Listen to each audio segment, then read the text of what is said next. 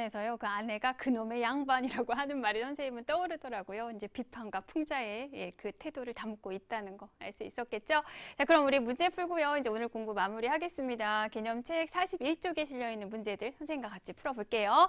이 글에 대한 설명으로 적절하지 않은 걸 물었어요. 조선시대 배경으로 하고 있습니다. 조선 후기 이제 신분제가 동요하던 시기고 중심 사건 시간의 흐름에 따라 쭉 전개되고 있죠. 그리고 서술자는 전지적 관점, 3인칭 전지적 시점에서 사건 전달하고 있습니다. 그리고 당시 사회 상황, 이렇게 신분을 이제 사고파는 이런 상황에 대한 작가의 비판의식 드러나고 있고요. 자, 인물의 내면적 갈등을 중심으로 사건을 전개하고 있다. 어떤가요? 뭐 양반이나 이제 부자가 막 내적 갈등을 심하게 겪고 있다? 이거보다는 사회 상황에 대한 비판을 중심으로 사건을 전개하고 있습니다. 그래서 이 부분이 틀린 내용, 정답은 5번이 되겠죠. 다음 2번 갈게요. 이 글에서 알 수 있는 당시 사회의 모습. 선생님이 중요하다 그랬죠? 당시 사회의 모습 문제 나왔습니다. 보기에서 한번 골라볼게요. 여성의 지위가 남자보다 높았다. 선생님 여기 양반 아내가 막 양반한테 뭐라고 하는 거 보면 지위가 높은 거 아니에요? 그렇진 않아요. 자, 이것만 가지고 더 지위가 높았다고 볼 수는 없습니다. 양반의 무능력함을 비판하고 있는 그 목적 때문에 실린 거니까요. 자, 이거는 틀린 내용.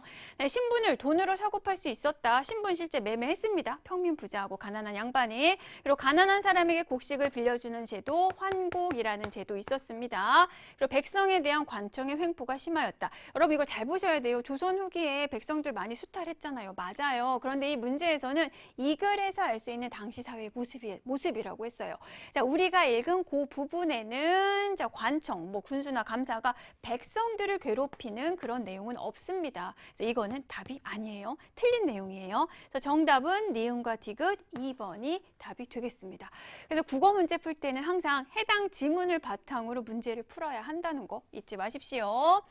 3번으로 갈게요. 나부터라에서 알 수 있는 양반에 대한 작가의 평가를 보겠습니다. 자, 현실에 대해 비판적인 인물이다. 자, 이 양반이 자기가 처한 현실에 대해 비판적이었나요? 아니에요. 어쩌지 하면서 그냥 울면서 순응하는 이런 모습을 보이고 있었죠. 그다음에 사회제도를 잘 모르는 인물이다. 잘 몰라요? 아니죠. 환곡제도를 알고 환곡을 계속 타 먹었잖아요. 그러니까 이것도 틀린 내용. 현실 대응 능력 부족합니다. 그래서 이 천섬을 갚지 못해서 아내한테까지 비난을 듣고 있는 그런 상황이니까요. 그리고 다른 사람과의 인간관계를 중시하는 내용 없었고요. 뭐 어려운 사람들과 나눔을 실천하는 거 없었습니다. 본인의 어려움도 극복하지 못해서 쩔쩔매고 있는 상황이었죠.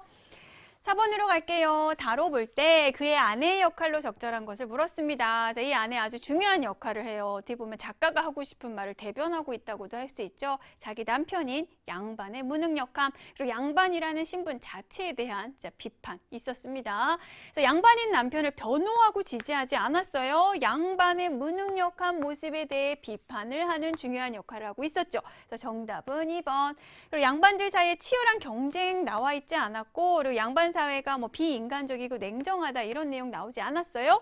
그리고 양반 신분에 대해 제대로 이해하지 못하고 있다. 제대로 이해하고 있습니다. 그 무능력한 경제적인 면에서의 무능력함을 지적하고 있었죠. 이해하지 못하다도 틀린 내용 되겠습니다. 5번 갈게요. 자, 기억, 천안대접의 구체적인 내용에 해당하지 않는 것은 이라고 했습니다. 평민은 아무리 이제 평민이라는 신분을 가지고만 있으면 이제 그렇게 부자가 되고 능력이 뛰어나도 천한 대접을 받는다 했어요. 바로 뒤에 자세히 나와 있었습니다. 그 내용을 그대로 찾으시면 돼요.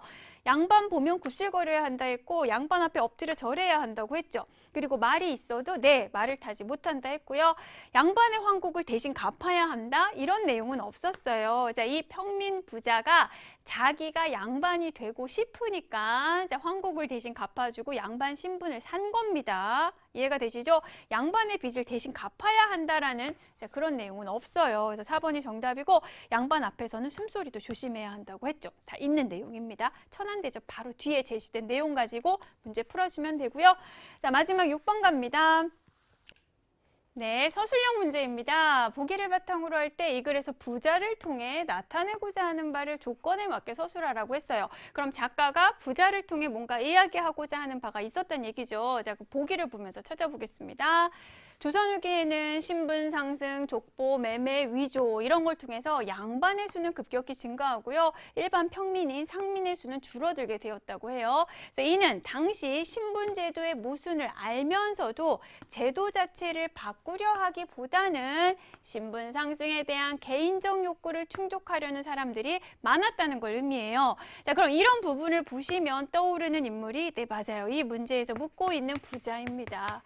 즉, 이 부자 역시 당시에 일반적인 평민들처럼 자, 신분제도의 모순을 알면서도 이걸 바꾸려 하지 않고 자신의 개인적인 욕망, 신분 상승에 대한 욕망을 이루고자 했다는 거, 그 제도를 활용해서 그랬다는 걸 보여주죠. 이걸 보여주면서 이게 잘못됐다 라고 비판하고 있다는 걸 알 수 있습니다. 즉 당대 사회에 대한 작가의 태도가 드러나게 쓰라고 했는데 이런 사회 문제에 대한 작가의 이런 태도가 드러나게 여러분이 써주시면 되고요. 한 문장으로 쓰시면 됩니다. 확인해 볼게요. 개인적 욕구 충족을 위하여 신분 상승을 꾀하는 사람들을 비판하고 있다라고 말할 수 있겠죠. 그래서 이 부자 역시 이제 비판과 풍자의 대상이 된다고 할 수 있어요. 양반뿐만이 아니라.